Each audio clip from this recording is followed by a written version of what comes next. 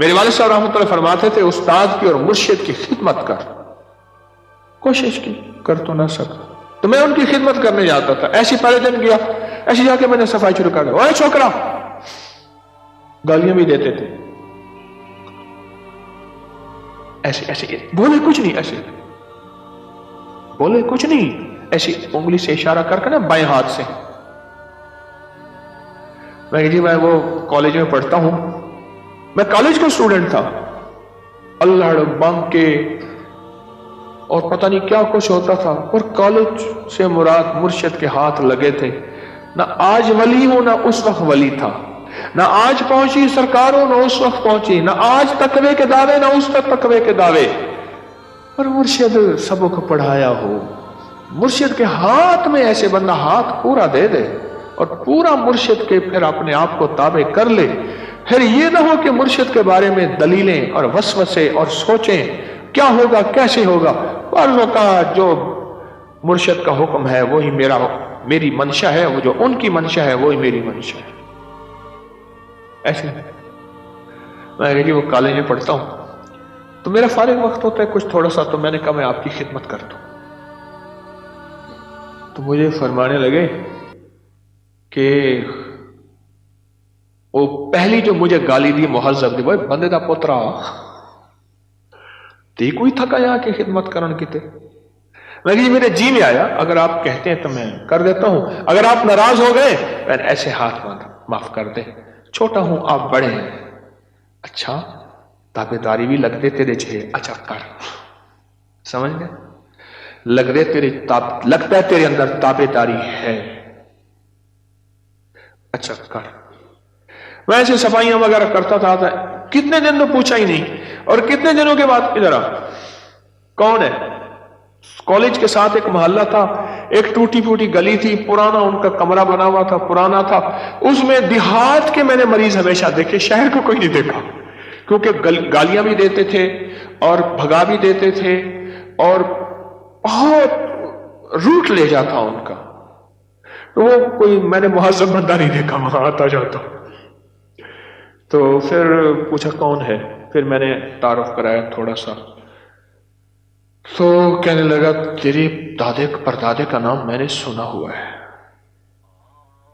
وہ تو اسٹیٹ کے مفتی بھی تھے اور چیف جسٹس تھے، وہ تو ریاست بہاولپور کے،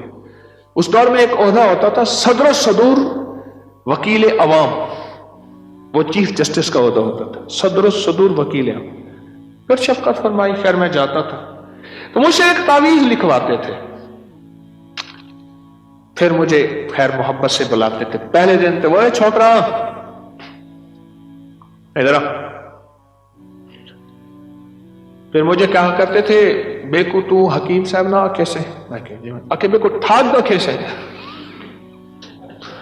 جی میں جرت نہیں، میں جرت، پھر مجھے 1.25 من کی گالی نکالی، 1 من 40 کلو 300 گرام کی، میں چپ ہو گیا، تو پھر میں نہ حکیم کہتا تھا نہ ٹھگ کہتا تھا، میں کہتا تھا استاد جی، پھر وہ چپ ہو جاتے تھے، میں نے کہا بھی آپ اس کا اندر کا راستہ نکالوں کوئی، تو میں ان کو استاد جی کہہ دیتا، میں استاد جی پھر یہ اس طرح، ہاں ٹھیک ہے، وہ پھر اس کے بعد وہ غصے میں نہیں آتے تھے، کیونکہ انہوں نے تو مجھے کہا تھا تو مجھے ٹھگ کہیں، اور یہ بعد میں میرے اوپر بات کھلی،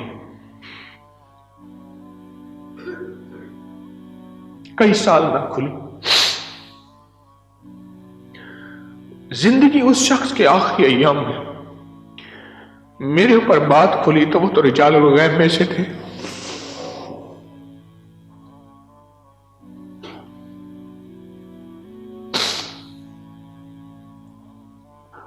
اور مجھے بھیجا بھی اس لیے تھا،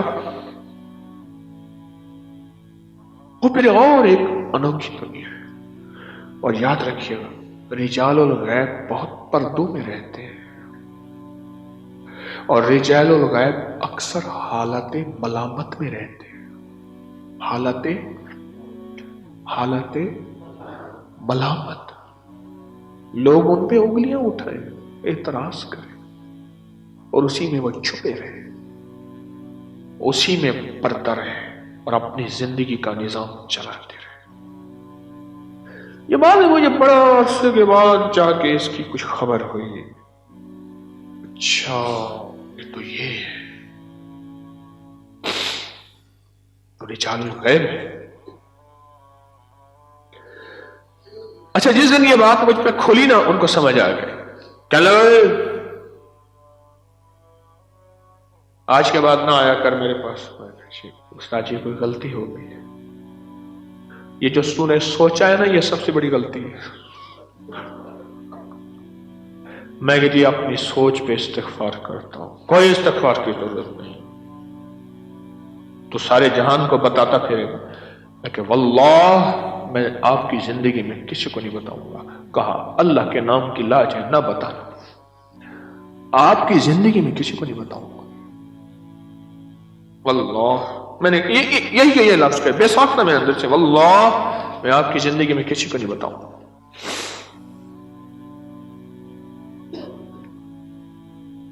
پھر انہوں نے مجھ پہ بہت چیزیں کھولی، بہت چیزیں دی، بہت عجیب و غریب چیزیں۔ ہاں وہ آتا تھا نا، اے امایا چلو چلو چلو چلو، بچوں کو پیشاب کرواؤ گے، میری ساری جگہ گندا کرے گا، چل جا چل۔ مجھے پیار سے بلاتے تھے، اوے حکیم، کاغذ اٹھا کے نا ان والے سے یہ لکھ کے دے دے، جاؤ تمہارا بچہ ہو جائے گا۔ وہ کہتے تھے حکیم صاحب 30 سال ہو گئے اولاد نہیں ہے، 20 سال ہو گئے اولاد نہیں ہے، اتنے سال ہو گئے اولاد نہیں ہے۔ اوے اچھا اچھا ٹھیک ہے ٹھیک ہے، وہ ادھر آ، مجھے کہتے تھے حکیم صاحب ادھر آ، کاغذ اٹھاؤ کہیں سے۔ تو کہنے لگے یہ کاغذ لکھ کے نا الف سے یہ تک لکھ کے اس کو دے دو، اور کہتے تھے مائیوں کو جاؤ اس کو گلے میں تعویذ باندھ لینا۔ اس مائی کو بھی گالی دیتے تھے، کہتے تھے جیرے ویلے تیرا پوتر جمیا تائیں میں کو سوٹ تے ڈبا نہ دیتا وال میں کرنے سا، سمجھ گئے؟ تیرا پوتر جمیا، میں تو کچھ نہیں کہہ سکتا، میری توبہ ہے، میری زبان تو کچھ بھی نہیں۔ تیرا پتر جمیا، اس کا پتر ہوتا تھا، اور جس کو کہتے نا تیری دھی جمی، اس کی دھی ہوتی تھی، بیٹی ہوتی تھی۔ مجھے بعد میں اس کا ہوا کہ درویش بول کیا رہا ہے، گھر میں ایک چارپائی بیٹی ہوتی تھی، بس اس میں وہ حکمت 2 چیزیں دیتے تھے۔ یہ گودنتی ہوتی ہے ہمارے پاس، ہڑتال گودنتی، اس کو آگ میں ڈال کے نا اس کو پھول بنا لیتے تھے، اسی کی گولیاں دیتے تھے سب کو، ریوند کا سپوک دیتے تھے سب کو، صرف ریوند چینی، یہ بھی بتاتا جاؤں ساتھ کو، ہڑتال گودنتی کی گولیاں بنی ہوئی تھی، یہ گولی دیتے تھے، ریوند چینی کا سپوک سب کو، اور ایک وہ ڈاکٹری والا ہوتا تھا لال مکسچر، وہ ڈاکٹر پرانے ڈاکٹر دیتے تھے لال مکسچر، اور وہ دیتے، یہ 3 ان کا دواخانہ تھا، یہ 3 فارمیسی تھی، یہ 3 سب کچھ تھا، بس یہ دوائی، اور ہر بندہ ٹھیک، ہر بندہ۔ اب مائیاں سوٹ لے کے آ رہی ہیں، مٹھائی لے کے آ رہی ہیں، مٹھائی ذمے ہوتا تھا میرے ذمے کے جا کے مدرسے کے بچوں کو تقسیم کرا۔ اب سمجھ آتی ہے کہ بچوں کو کیوں تقسیم کراتے تھے، اور سوٹ رکھ لیتے تھے، اور میں نے کئی دفعہ دیکھا ہے وہ سوٹ غربا مساکین کو دیتے تھے، اور آپ بس ایسے ہی مخلوق الحال ایسے بالکل کچھ نہیں، نہ اٹھنے کا سلیقہ، نہ بیٹھنے کا سلیقہ، نہ زندگی کا سلیقہ، نہ بولنے کا، نہ کھانے کا، کھایا تو یوں گر گیا، کپڑے خراب ہو گئے، یہ ہو، نہ کوئی سلیقہ نہیں ہے زندگی کا، کوئی طریقہ نہیں ہے۔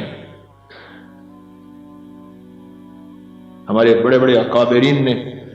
مجازیب کی دنیا میں، ہم نے ایک مجذوب کلندر ایک کتاب لکھی ہے، اس میں پڑھنا ذرا، ایک میری کتاب آئی ہے، تالیف کی ہے کلندر، اس میں واقعات بے شمار ہیں کہ مجازیب جو زندگیاں ہوتی ہے اس میں بظاہر جو ہمیں نظر آتا ہے وہ کچھ اور ہوتا ہے، انہوں نے اپنے پردوں میں اپنے آپ کو چھپایا ہوا ہوتا ہے۔ حضرت لاہوری رحمۃ اللہ علیہ کے، حضرت شیخ الہند کے، بڑی بڑی ہستیوں کے واقعات ہیں، انہیں ملے